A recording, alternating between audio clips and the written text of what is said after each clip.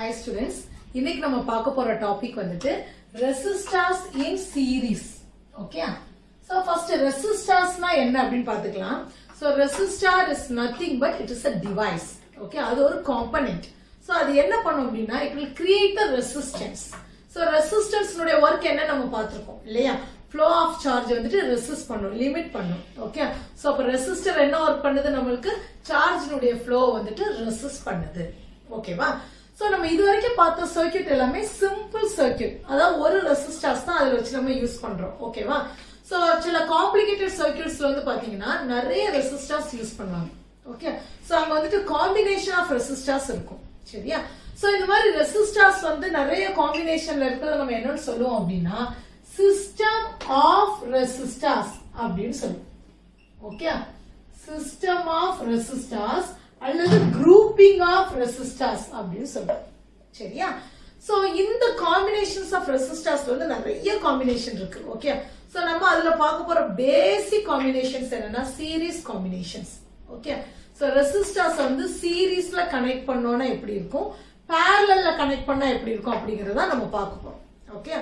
So இன்னைக்கு டாபிக்ல வந்துட்டு நம்ம ரெசிஸ்டர்ஸ் இன் சீரிஸ் கனெக்ஷன் பார்க்கலாம். சரியா? So resistors in series. So first series அப்படினா என்னன்னு தெரியணும் இல்லையா? சோ அதுக்கு வந்துட்டு நம்ம ஒரு 3 த்ரெட் எடுத்துக்கலாம். சோ இந்த த்ரெட் வந்து A அப்படின்னு சொல்றோம், இந்த த்ரெட் வந்துட்டு B அப்படின்னு சொல்றோம், இந்த த்ரெட் வந்துட்டு C. ஓகேவா? சோ இந்த த்ரெட்னுடைய இத வந்துட்டு ஸ்டார்டிங் பாயிண்ட் சொல்றோம், இது எண்டிங் பாயிண்ட்.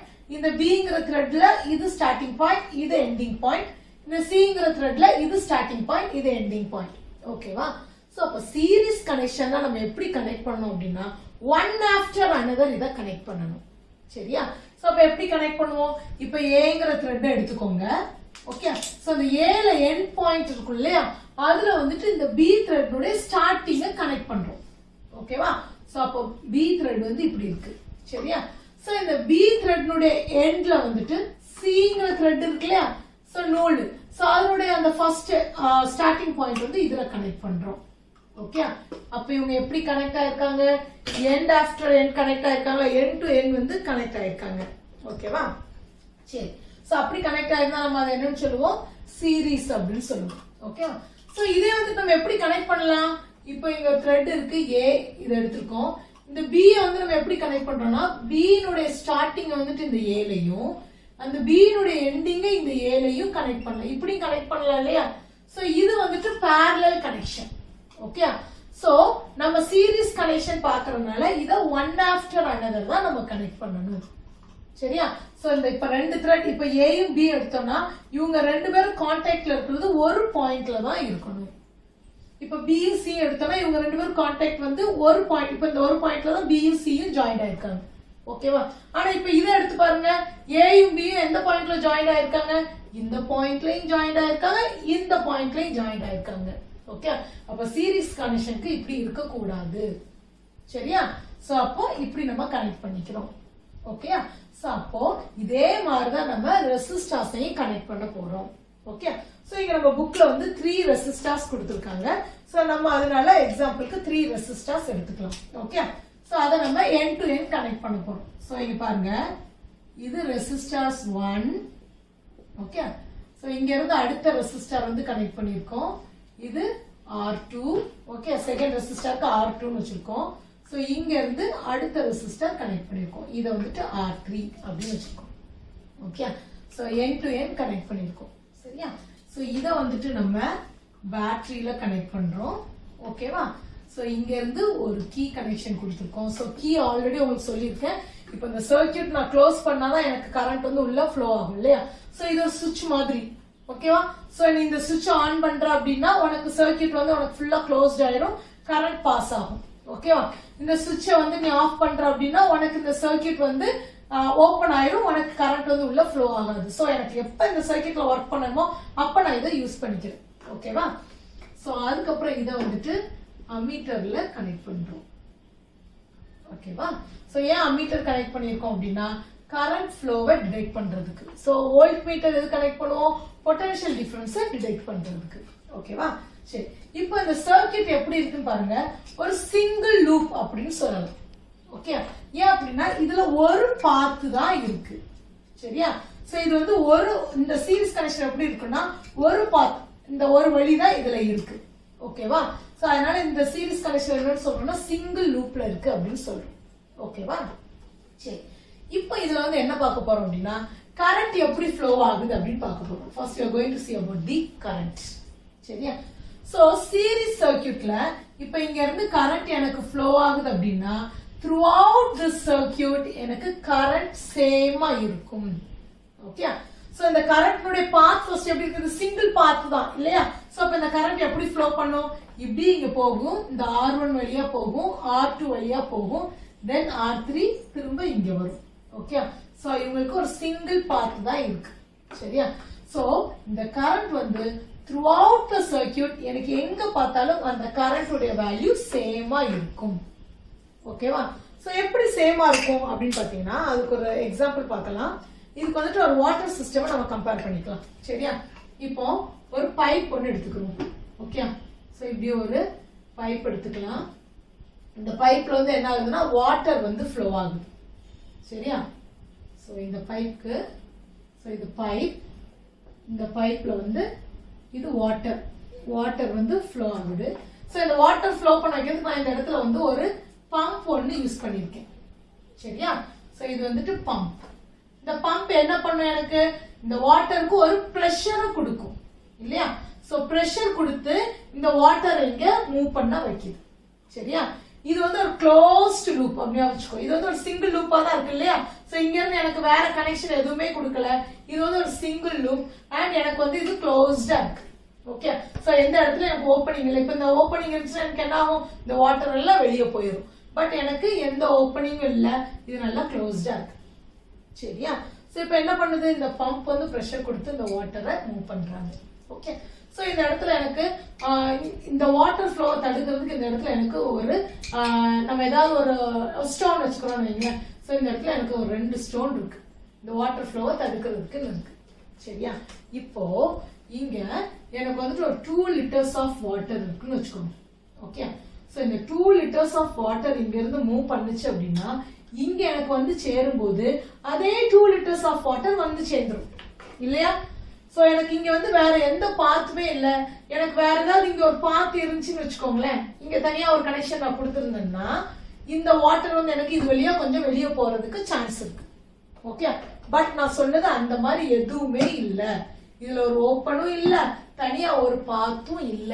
அப்படின்னா இங்க எவ்வளவு 2 liters ஆஃப் வாட்டர் இங்க ஃப்ளோ ஆச்சுன்னா கண்டிப்பா அது இங்கதான் வந்தாகும் இல்லையா?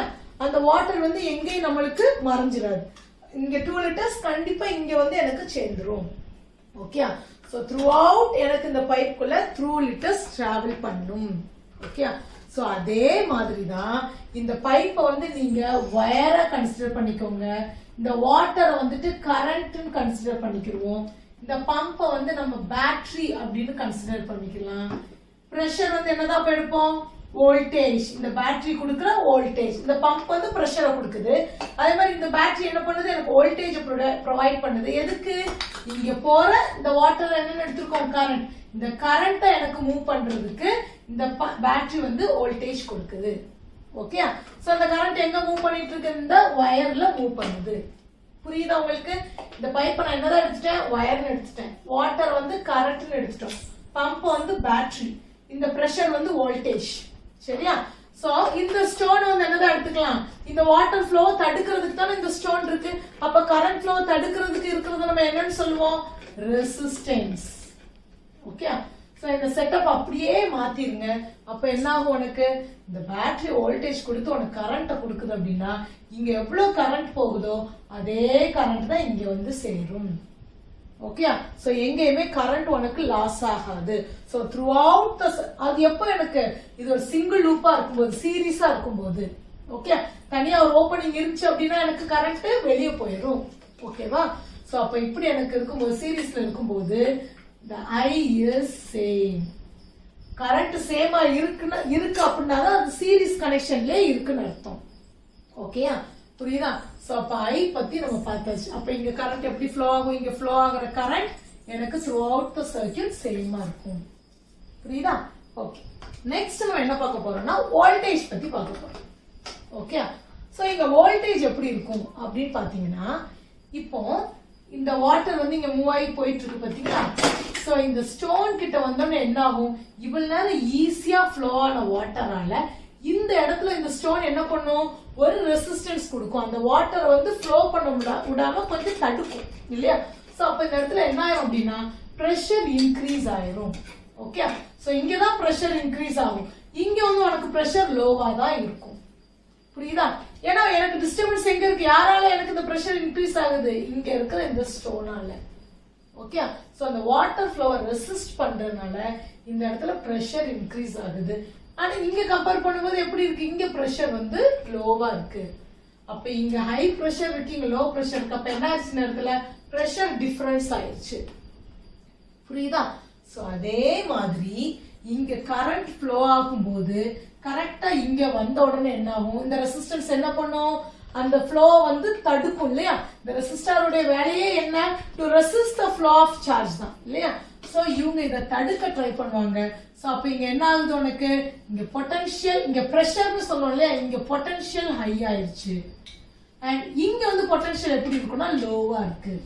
ஓகே, சோ இங்க ஹை பொட்டன்ஷியல் இருக்கு, இங்க லோ பொட்டன்ஷியல் இருக்கு. That means there is a potential difference. இங்க பிரஷர் டிஃபரன்ஸ் சொன்ன மாதிரி இங்க there is a potential difference. அததான் நம்ம என்னன்னு சொல்லுவோம் அப்படின்னா வோல்டேஜ் டிராப். ஓகே, இந்த இடத்துல வோல்டேஜ் லாஸ் பண்ணிரும். புரியுதா? சோ அப்ப across the resistor நமக்கு என்ன ஆயிரும் அப்படின்னா வோல்டேஜ் டிராப் ஆயிரும். இங்க ரெசிஸ்டன்ஸ் எது, இந்த stone. So across the stone நமக்கு பிரஷர் டிஃபரன்ஸ் இருக்கிற மாதிரி இங்க across the resistors we are having the potential difference, that is nothing but voltage drop. Okay, so அப்ப எனக்கு இந்த இடத்துல கொஞ்சம் வோல்டேஜ் இழந்துருது. சோ அப்ப எனக்கு இங்க R1ங்கிறதுனால இத நான் என்ன எடுத்துக்கிறேன், V1 அப்படின்னு எடுத்துக்கிறேன். ஓகே, சோ அப்ப இந்த resistance across these two resistance எனக்கு வோல்டேஜ் டிராப் என்னன்னு எடுத்துக்கிறோம், V2. ஓகே, சோ இங்க across R3 இந்த பாயிண்ட்க்கு இந்த பாயிண்ட்க்கு நடுவுல எவ்வளவு பொட்டன்ஷியல் டிஃபரன்ஸ் இருக்கு, V3. ஓகே, சோ அப்ப இந்த ரெசிஸ்டன்ஸ்ல இருக்கிற வோல்டேஜ் டிராப் V1, இந்த ரெசிஸ்டன்ஸ்ல இருக்கிற வோல்டேஜ் டிராப் V2, இந்த ரெசிஸ்டன்ஸ்ல இருக்கிற வோல்டேஜ் டிராப் V3 அப்படின்னு எடுத்துக்கணும். புரியுதா? புரியுதாமா? ஏன் இந்த ரெண்டு பாயிண்ட் எடுக்கணும்னு தெரியுதா நமக்கு, ரெசிஸ்டன்ஸ்ல இந்த இதுலதான் நமக்கு டிஃபரன்ஸ் காட்டுது. ஓகே, சோ அப்ப இங்க இந்த இதுல வந்து எனக்கு வோல்டேஜ் டிராப் ஆகுது, லாஸ் ஆகுது. ஓகே, சோ இப்ப இந்த வேல்யூஸ், இந்த டிராப் இருக்குல்ல, voltage drop V1, V2, V3, இது மூணையும் நீங்க ஆட் பண்ணீங்கன்னா உங்களுக்கு என்ன வேல்யூ கிடைக்கும்னா இங்க உள்ள வோல்டேஜ் வேல்யூ கிடைக்கும். தட் மீன்ஸ் இந்த வோல்டேஜ் தான் உனக்கு 3 உனக்கு ஸ்பிளிட் ஆகி இங்க டிராப் ஆயிருக்கு. ஓகே, சோ இந்த வோல்டேஜ் தான் என்ன ஆகுது, இங்க இந்த ரெசிஸ்டர்ஸ் அக்ராஸ் போறப்ப டிராப் ஆகுது. So while adding these three you will get this V. புரியுதாமா? சோ புரியுதா?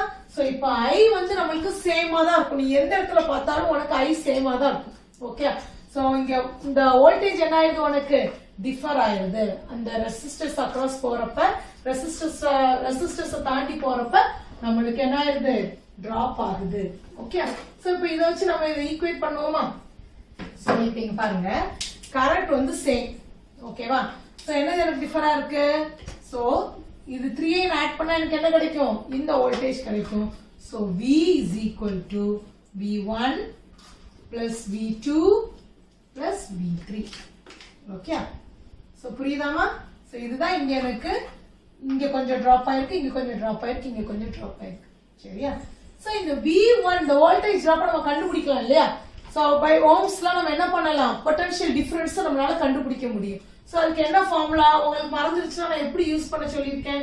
சோ நம்ம ஓம்ஸ் ட்ரையாங்கிள் வரைஞ்சுக்குறோம், VIR. நம்ம என்ன கண்டுபிடிக்க சொல்றோம், V இல்லையா. அப்ப V னா இஸ் ஈக்குவல் டு IR இல்லையா.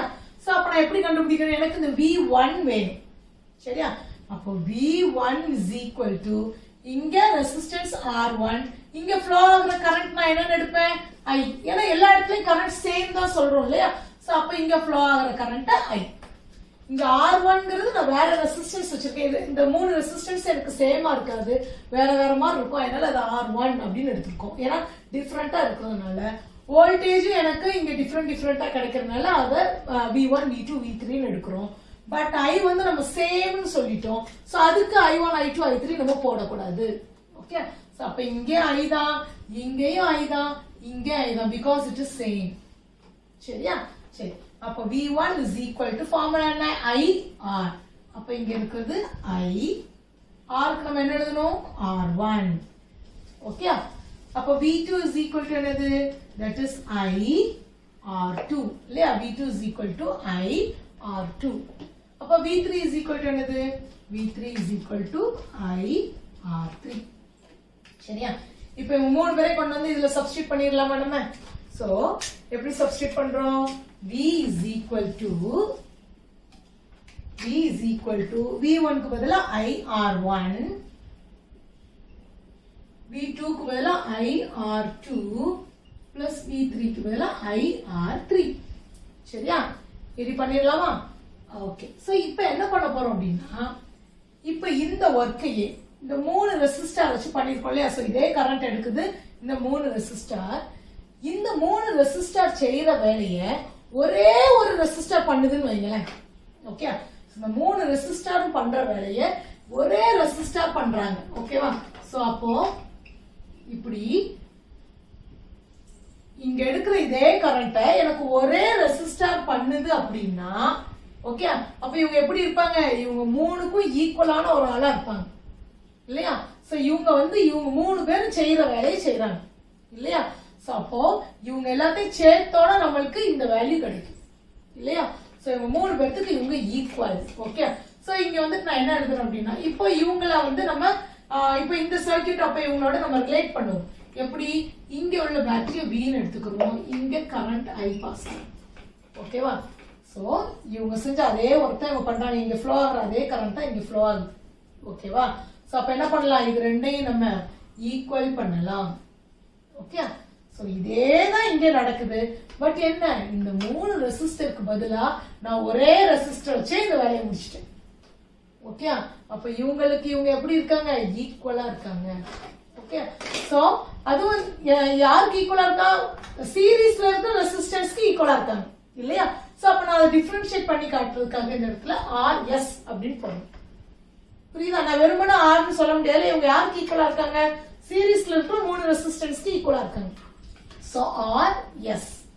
சரியா? சோ இப்போ இங்க வந்துட்டு நம்ம பொட்டன்ஷியல் டிஃபரன்ஸ் கண்டுபிடிப்போம். Okay, so V is equal to எப்படி கண்டுபிடிப்பீங்க? IRS. ஓகே, சோ இதை ஏன் நம்ம ரிலேட் பண்ணிருக்கோம் உங்களுக்கு தெரியுதா? இவங்க மூணு பேர் பண்ற ஒர்க்கை இவங்க தனி ஆளா பண்றாங்க. சோ அதே மாதிரி இதே சர்க்யூட் தான் இன்ஸ்டெட் ஆஃப் தீஸ் த்ரீ நான் வந்து ஒரு ரெசிஸ்டர் வச்சு பண்ணிட்டேன். சோ அதனால இதை நான் ஈக்குவல் பண்றேன். ஓகேவா? சோ அப்ப இங்குள்ள பொட்டன்ஷியல் டிஃபரன்ஸ் என்ன? V is equal to IRS. சரியா? சோ இப்ப இந்த V க்கு பதிலா நான் இதை பிளேஸ் பண்ண போறேன். புரியுதா? இதை எதுக்கு ரிலேட் பண்ணணும்னு தெரியுதா? இங்க வந்து இதை நம்ம சப்ஸ்டிட்யூட் பண்ண போறோம். IRS இந்த வோல்டேஜ் பதிலா நான் போட போறேன். ஓகே, சோ அப்ப எழுதுனா என்ன ஆகும்? So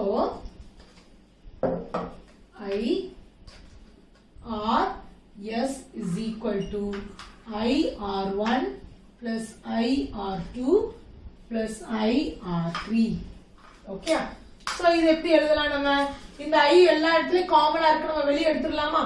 so IRS is equal to I வெளியே எடுத்துருங்க, R1 plus R2 plus R3.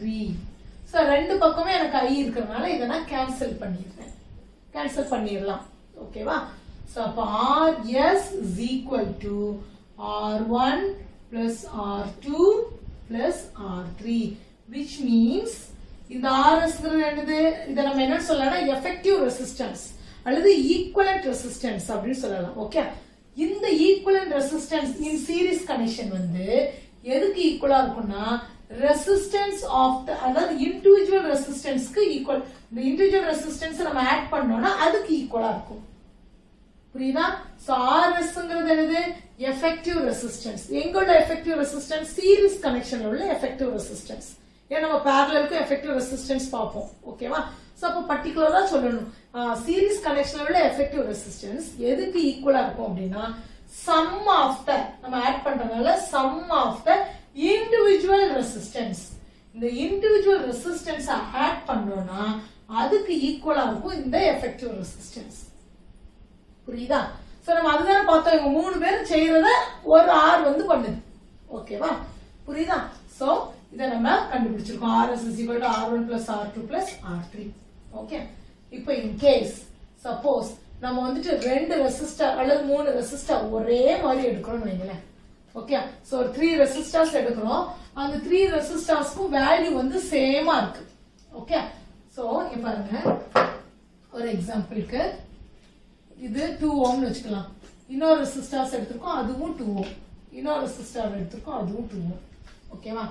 அப்ப இந்த எஃபெக்டிவ் ரெசிஸ்டன்ஸ் எப்படி நம்ம கண்டுபிடிப்போம் அப்படின்னா, இங்க ஈக்குவலா தான் எடுத்திருக்கோம் இல்லையா? சோ இதை நீ ஆட் பண்ணிட்டு இருக்கிறதுக்கு இது ஈக்குவலா எடுத்திருக்கனால எத்தனை எடுத்திருக்கோம்னு கவுண்ட் பண்ணிக்கிறோம். ஓகே. So totally 3. ஓகேவா? சோ இந்த ரெசிஸ்டன்ஸ் வேல்யூ என்ன? 2. ஏன்னா நம்ம எல்லாமே ஈக்குவல்னால நான் ஒரு தடவை அந்த வேல்யூ போட்டா போதும் இல்லையா? ஏன்னா நான் இங்க எத்தனை எடுத்திருக்கோம்னு எழுதிட்டேன். Okay. So 3 into 2 that is 6 ohm. Okay. So இப்போ இந்த 3 நால நான் இப்படி எழுதிட்டேன். இதே சப்போஸ் நம்பர் ஆஃப் ரெசிஸ்டர்ஸ் இருக்கு. ஓகே. சோ எத்தனை ரெசிஸ்டர்ஸ் இருக்கோ அத்தனையும் நம்ம இங்க எழுதிக்கலாம். சோ அது வந்து n. So it may be என்ன நம்பர் ஆனாலும் உனக்கு இருக்கலாம். ஓகே. சோ எத்தனை ரெசிஸ்டர்ஸ் அங்க அந்த சர்க்யூட்ல இருக்கோ அந்த நம்பர் இங்க நீ எழுதிக்கலாம். If it is equal resistance எடுத்துட்டோம்னா இப்படி எழுதணும். ஓகே. சோ n எழுதிட்டு அந்த ரெசிஸ்டருடைய வேல்யூ. ஓகே. சோ எழுதுனீங்கன்னா உங்களுக்கு எஃபெக்டிவ் ரெசிஸ்டன்ஸ் கிடைச்சிடும். இந்த எஃபெக்டிவ் ரெசிஸ்டன்ஸ் உடைய வேல்யூ இருக்கு பாத்தீங்களா? இது வந்து இங்க இருக்கிற வேல்யூல இந்த 3 வேல்யூல ஏதாவது ஒன்னு கிரேட்டரா இருக்கும்ல. ஒன்னு ஸ்மாலஸ்டா இருக்கும், இன்னொன்னு இந்த 3 வேல்யூஸ்ல ஏதோ ஒன்னு கிரேட்டரா இருக்கும் இல்லையா? சோ அந்த கிரேட்டர் வேல்யூவை விட இந்த எஃபெக்டிவ் ரெசிஸ்டன்ஸ் வேல்யூ அதிகமா இருக்கும் அப்படின்றாங்க. அது உங்களுக்கு பிளாக் லெட்டர்ஸ்ல கொடுத்திருப்பாங்க. எஃபெக்டிவ் ரெசிஸ்டன்ஸ் வந்து சீரிஸ்ல இருக்கிற effective resistance is greater than the highest resistance. Okay. அந்த இண்டிவிஜுவல்ஸ்ல இருக்கிற ஹையஸ்ட் ரெசிஸ்டன்ஸ் விட கிரேட்டரா இருக்கும். புரியுதா? இப்போ ஒரு எக்ஸாம்பிளுக்கு இது ஒரு 3 இருக்கு, இது ஒரு 2 இருக்கு, இது ஒரு 5 இருக்கு. ஓகே. சோ இது வந்துட்டு 3 ஓம், இது 2 ஓம், இது 5 ஓம். இதுல எது கிரேட்டஸ்ட்? இது. அப்ப இந்த ஆன்சர் வந்து கண்டிப்பா இதை விட கிரேட்டரா தான் இருக்கும். ஏன் நம்ம ஆட் பண்றோம், கண்டிப்பா இது கிரேட்டரா தான் இருக்கும். ஓகே. சோ அதை நமக்கு ஸ்பெசிஃபையா சொல்றாங்க. Okay, it is always greater than the highest individuals. இந்த இண்டிவிஜுவல்ஸ்ல யார் ஹையஸ்டா இருக்காங்களோ அவங்களோட இவங்க கிரேட்டரா இருப்பாங்க. புரியுதா? சோ இது வந்து ரொம்ப ஈஸி क्वेश्चन தான். நீங்க இந்த சீரிஸ் கனெக்ஷன் தெரிஞ்சாச்சுன்னா parallel வந்து அப்படியே கம்பேர் பண்ணி நம்ம எழுத போறோம். சோ சீரிஸ்ல நீங்க ஒண்ணே தெரிய வேண்டியது கரண்ட் சேமா இருக்கும். ஓகே. அண்ட் பொட்டன்ஷியல் டிஃபரன்ஸ் வந்து நம்மளுக்கு டிஃபர் ஆகுது, வோல்டேஜ் வந்து டிஃபர் ஆகுது. ஓகே. சோ இது மட்டும் நீங்க தெரிஞ்சுக்கிட்டா போதும். ஓகே. சோ அதை வச்சு நீங்க ஈஸியா டிரைவ் பண்ணிடலாம், ஈஸியா கம்பேர் பண்ணலாம் parallelக்கு. ஓகேவா? Thank you students. உங்களுக்கு இந்த வீடியோ பிடிச்சிருந்துச்சுன்னா கண்டிப்பா சப்ஸ்கிரைப் பண்ணுங்க அண்ட் உங்க ஃப்ரெண்ட்ஸ்க்கு ஷேர் பண்ணுங்க. 6th ஸ்டாண்டர்ட் சமச்சீர் கல்வி போர்ஷன்ஸ் வந்து நான் இதுல அப்லோட் பண்ணிட்டு இருக்கேன். சோ உங்க பிரதர்ஸ் சிஸ்டர்ஸ் யாராவது இருந்தாங்கன்னா அவங்களுக்கு இன்டிமேட் பண்ணுங்க. தேங்க்யூ.